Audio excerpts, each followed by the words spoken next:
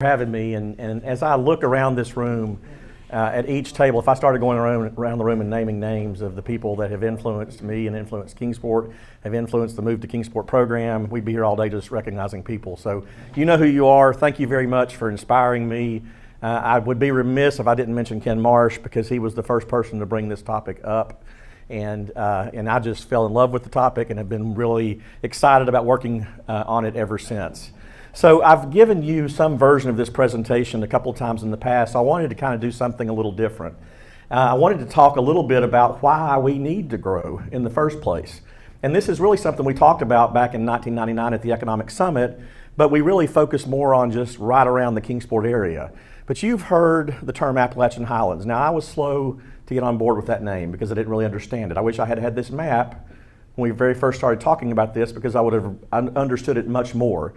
Why don't we just go by Tri-Cities? Well, Tri-Cities are just 5 counties, or 1, 2, 3, 4, 5, 6 counties in Tennessee and Virginia.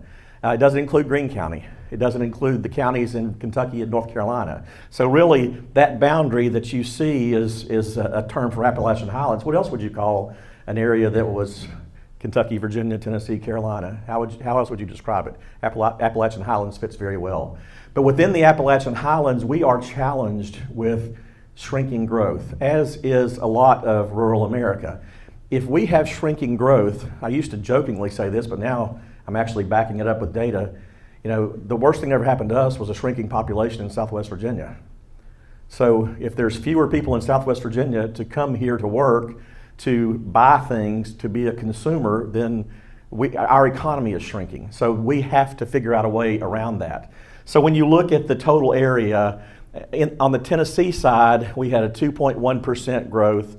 Tri-Cities, Tennessee and Virginia, we had 1.3. Now, what's the difference? Well, part of it's Virginia, but also Greene County is not part of that Tri-Cities number. And Greene County was one of our top performers in the last decade. So when you look at the North Carolina counties, we'll drill down a little bit in a minute, but all those border counties, not necessarily the Asheville area, but northwest North Carolina, they shrank. The Appalachian Highlands as a whole shrank. Virginia was down 8.4%, and the Kentucky counties were down 10.4%. When we used to do the Santa Train, I guess hopefully we're going to do it again, but when we would go to Pike County, they would talk about how at one point it used to be 80 or 90,000 people, and now it's just a mere percentage of that. So when you see 25 of 31 counties in the Appalachian Highlands shrank, that is not sustainable. It is not sustainable for our economy. It's not sustainable for our workforce. So we have to fix that. So what's it look like in each of the segments? So Washington County had 8.1% growth, Greene County 1.9%, Sullivan 0.9%, Hawkins actually lost population as a whole, and then every other county in Northeast Tennessee shrank. So Washington and Greene, and primarily Washington, are carrying the whole Northeast Tennessee area. So when you hear about what's happening in Gray, what's happening in Jonesboro, it's critical. If that wasn't happening, we would be shrinking as the whole northeastern part of the state. In Virginia, now, and I call this basically an anomaly. I mean, Norton City is a very small geography, and Virginia is one of the only states it is the only state in the Union that has a separate city from a separate county. So they look at that geography a little differently. But Norton City had 1% growth, but everybody else lost. Even Washington County, Abingdon lost. Okay? And then you look at places like Buchanan County, 15.5%. Folks, if you have 15.5% population loss every decade, you're not going to be around very long. Okay? So that's the challenge that is facing us as a region. We often talk about region, we don't really define it often, but region being this whole ballad service area is the way I call it. Or we also looked at the weather reporting for WJHL and WCYB, the Direct Market Association. That's one of the ways we described it. Northwest North Carolina shrank. Yancey grew, but it's right beside Asheville. Avery was just barely, but even Watauga, where Appalachian State's located, shrunk. Southeastern Kentucky, every single one shrank. So growth is concentrated around cities and towns, but most of them shrank too. And really counterintuitively, Kingsport grew. Why did Kingsport grow? Is there something special about Kingsport? Not really. I mean, to me there is, but there's no reason why Bristol couldn't be growing. There's no reason why other places couldn't be growing if they had the inventory to work with, but they don't really necessarily have it. One of the things that John Campbell challenged us with when he came to work, he said, what's the difference between the Boones Creek exit and the Rock Springs exit? And of course, him being the new city manager, we're all nervous about giving the wrong answer. We said, I don't know, John, what is it? He said, there isn't any difference. There's no reason why people can't live at the Rock Springs exit and work in Johnson City, just like people live at the Boones Creek exit and work in Kingsport. And so we set about a course to annex a bunch of vacant property and work with developers, built a school, and now you see what's happened. There was a lot of criticism about whether John Adams would be full or not. Now it is full. I think the first couple of years it had 100, 200 kids. Now it's at the full 500 kids. So now they're talking about moving people that are zoned for John Adams back into other schools because John Adams is now full. So when you look at every single town, now everybody on the right-hand side lost population. And I did that for effect so you could see each individual city that lost population.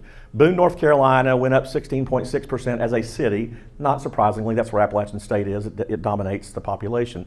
But Kingsport was the fastest growing of all the other cities in our whole area, because of all those things that were put in place that led to that growth happening in the 2010 to 2020 census. Johnson City, 12.5%, Elizabethton, 2.6%. I always add Bristol, Tennessee, and Virginia together. Bristol, Tennessee grew slightly, but Bristol, Virginia shrank more. So the net was minus 0.3%. So when I hear folks talk about retail and casinos and a vibrant State Street and all that kind of stuff, that is very important stuff. It doesn't necessarily translate to population growth. Okay, so everything that you see, you have to kind of filter a little bit deeper with data. Greenville, Tennessee, that actual city shrank, but the county grew. And I also thought it was interesting that the closest cities to us, like Churchill and Mount Carmel, also grew. So not only did Kingsport grow, but our immediate part of our metropolitan area grew as well. So put all this into the context of what was going on in the last 10 years. There were major changes in industry. There were major changes in our healthcare system. There were a lot of folks that were saying, there's no future here. Nobody's going to want to live here. Folks, I'm telling you, that's not the truth. The truth is people did move here, and they are very much appreciative. So when you look at the cities and larger towns in the Appalachian Highlands, they grew 3.1%, but everywhere else shrank 6.3%. So let's look at the whole nation. So the orange are areas that shrank, and the blue are areas that grew. It's Arizona, Jacksonville, Minneapolis. We do homeowner, we do renter, we do no child care, any combination that they might need, but we customize that report for them. So you see that for $100,000 in Kingsport, it is much cheaper to live here. We uncovered the hidden costs. So Florida is one that gets thrown up to us a lot. Well, they don't have an income tax either, so it must be great to go to Florida. Yeah, Florida doesn't have an income tax, but they have fees. And you better look twice, because this is what they report, the 2329. This is the additional add-on, $4,000. Okay, so in this particular case, you had the general revenue, but then you had the school board, the hospital district, the Gulf Side debt, the water management district, the legacy trail, mosquito control, and West Coast inland navigation. So read the fine print.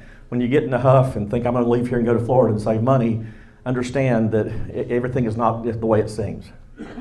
So we highlight the tax advantages, and the way I do this is I wait for somebody to ask the question. Many Louisville versus here, and so somebody finally did, and I went and looked, and I said, I know that Louisville and Birmingham had city income tax.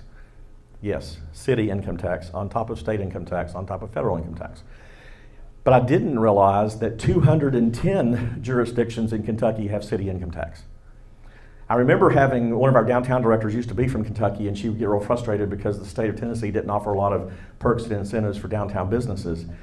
And I said, well, I mean, if it makes you feel better, I guess we could tax you and then give it back to you. But I mean, it's the cost of doing business here is so low anyway. We keep it low to begin with. And but to give you an idea, for $85,000 total income married, you'd pay 15.67% in total federal income taxes in Tennessee. You pay 23.82% in suburban Cincinnati and Florence, Bowling Green, Covington, Paducah, Richmond, Frankfort, Lexington, even Bardstown, Corbin, London, and Somerset. 21.37%. I plugged in it was a plug number, but I said for a salary of $300,000 in Louisville, your take-home pay would be $189,000. So, are you getting ahead? I mean, is Louisville providing something that we're not providing? I don't think so. We had a client from Birmingham, and Alabama has an income tax, and Birmingham has a city income tax.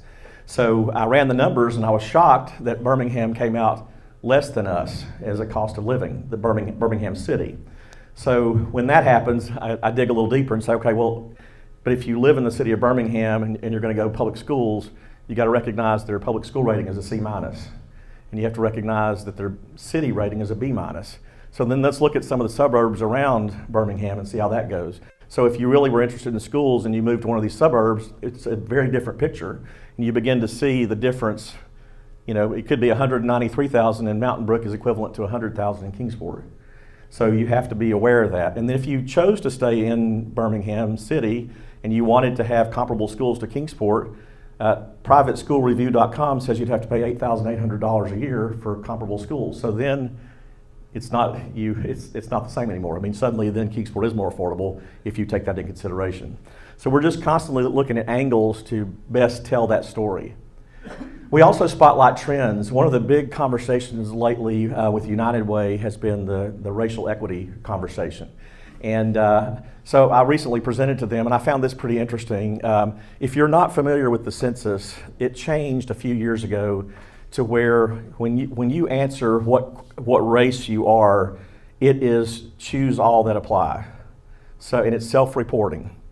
And they don't go back and change any of the previous numbers. So if you look at 2020 data and you look at earlier years, it's not always an apples to apples comparison, but it is the same standard that's used across the country.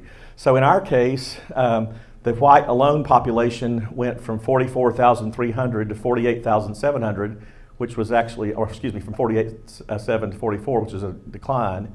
And the black population went from 2,000 to 1,900, which was a decline. But the population of two or more races went from 889 to 2968, so it increased 3.5%.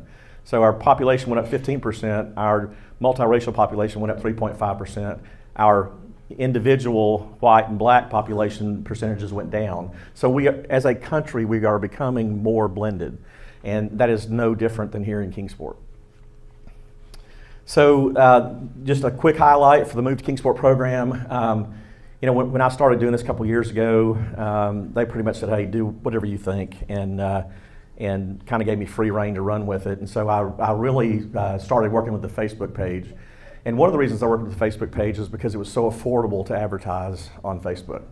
And so we were able to go to, our website had 17,842 total page views. 71% are unique, and that's since the pandemic began. So that's a pretty good metric.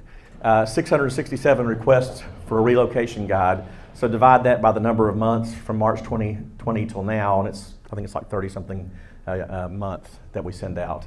And most people don't even request the relocation guides. They just come anyway, or they get it online themselves, which we don't count those. And then we had a 509,000 social media reach. And it cost like $1,300 total to do that. Previously, it would cost like $5,000 just to get the website designed. So again, it just makes a lot of sense economically for us to use Facebook, which is already there. Plus, it allows me to go in there, and I probably shouldn't tell all my trade secrets, but I'd go in there like on Kentucky, so this is Tennessee-Kentucky week, right? We'll play them tomorrow. So I went in, and for $50, I advertised in Kentucky for a week, and it ends tomorrow morning.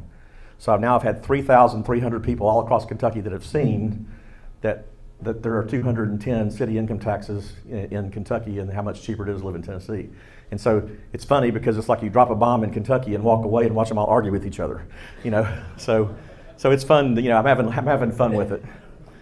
So we also have an ongoing list of subscribers that sign up through the Retire Tennessee program, which is the state leads. And we've done 102,000 email deliveries during the pandemic period, and that is subscribers by request. We don't spam anybody, but there's some folks that are just kicking the tires, or they're studying for some period of time before they actually pull the trigger. And the results are that we've had 1,227 new families from 49 states that have moved here since March of 2020.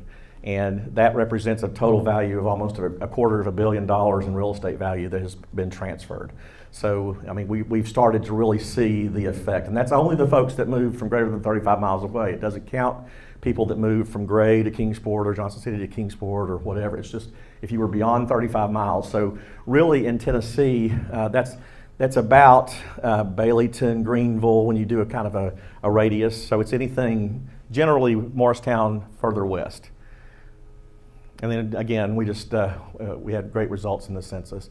Now I will say that in the census, about 50% of that was annexation of existing residences, and the rest was new construction. I have not drilled down to figure out, of the new construction, how much happened in vacant annexed areas, because you had to have land to work with to build houses to begin with. So annexation, as we know it, doesn't exist in Tennessee anymore. So everything you're going to see from this point forward is going to have to be redevelopment or by request, but it's not going to be the same as it has been in the past.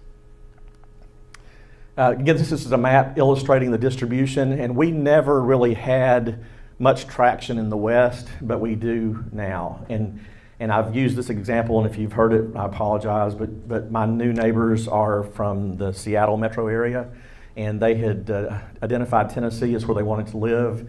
They were both school teachers, and they went to Nashville, and it felt like it was growing too fast. They went to Knoxville, still felt like it was growing too fast. They made it as far as Greenville before they had to go home, and they fell in love with the area of Tennessee east of Knoxville. And so they went home and put a search radius on Zillow that says if any house becomes available in this geography, send me an email. And a house across the street from me became available, and they ended up contacting the realtor. They walked through it on FaceTime, from Seattle, and then they bought it. And they waived inspections and all that kind of stuff. And now that they've moved in, I use this as an example because this is what happens when people move. They bought all new bedroom suites.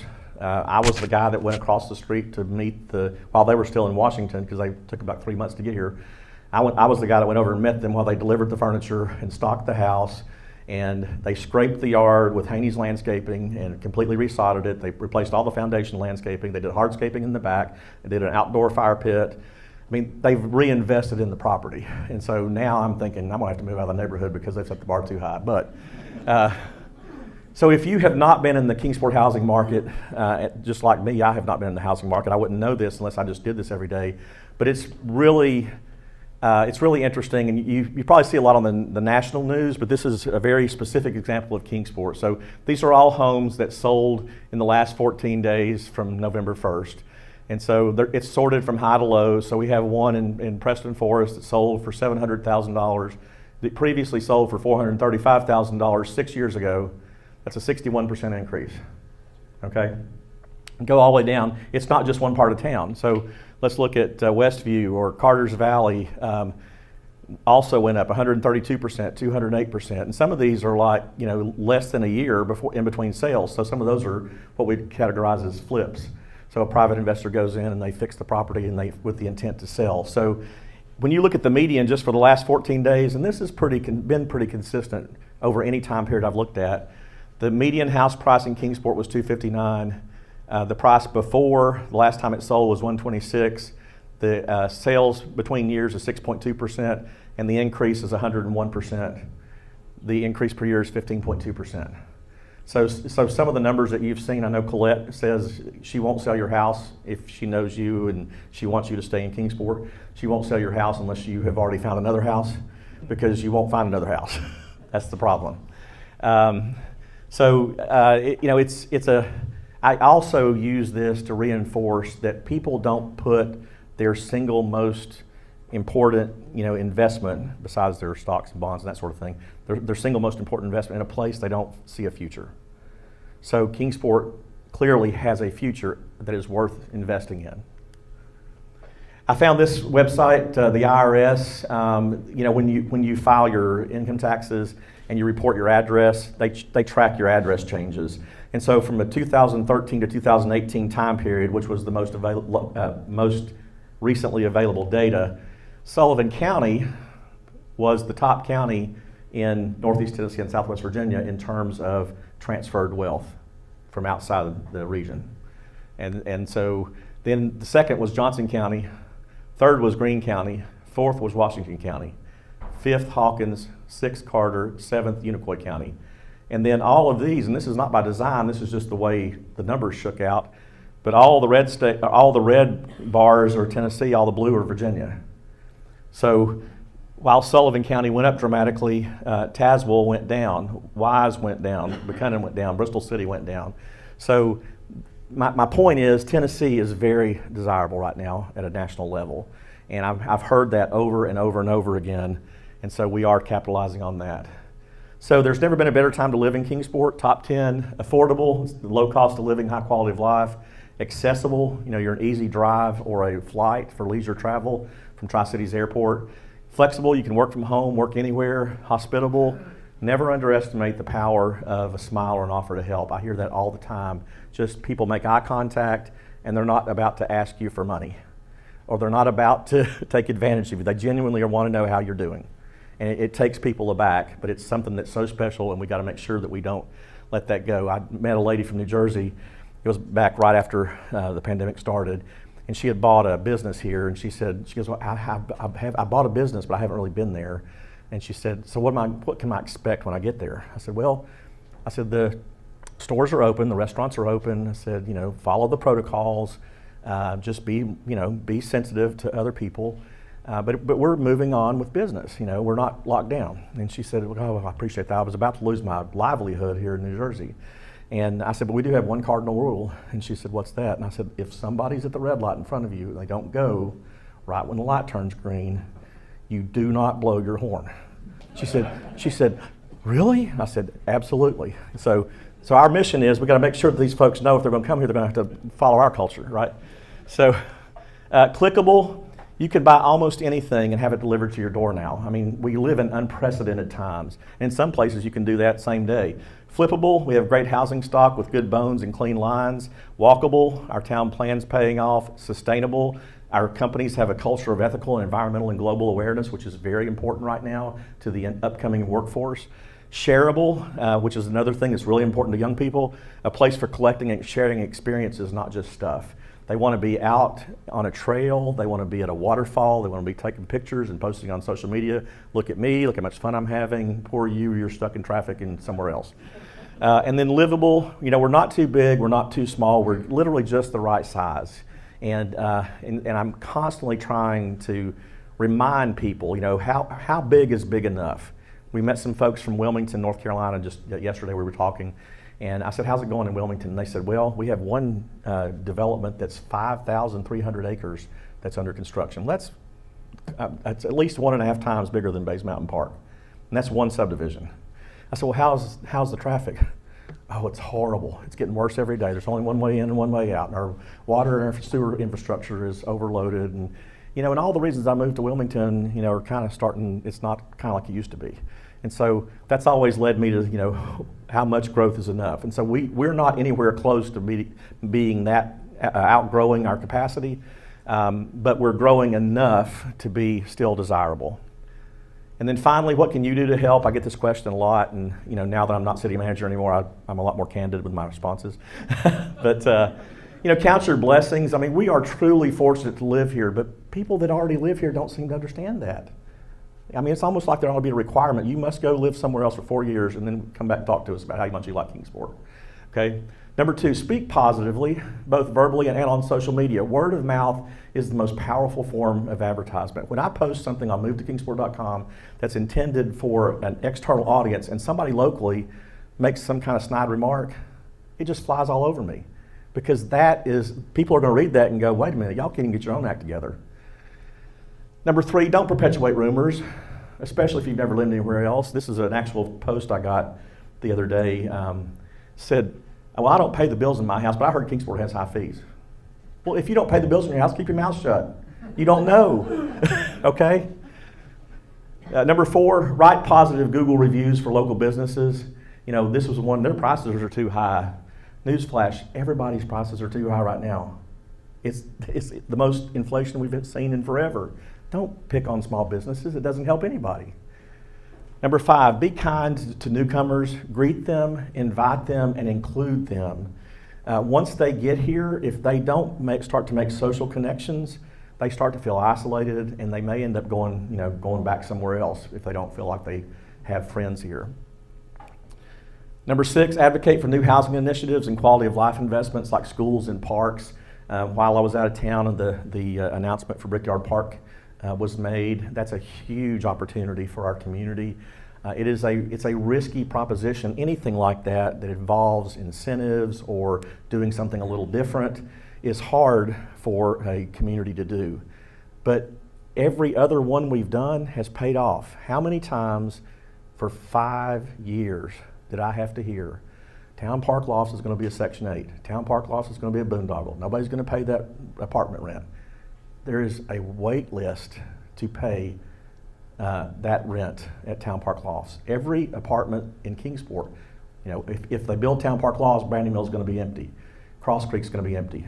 Allendale Falls, no, they're all full. They're all full. So trust your professionals, many of whom are sitting at that table right there, and let them do their job and be supportive. And number 7, support and encourage your local officials, your elected officials, because it is a thankless job. It is a thankless job. And because, it's hard, under any circumstance in Kingsport, doing something risky is difficult. But if we don't do some things, we're going to be left behind. And so I'm happy to take any questions if there's time left.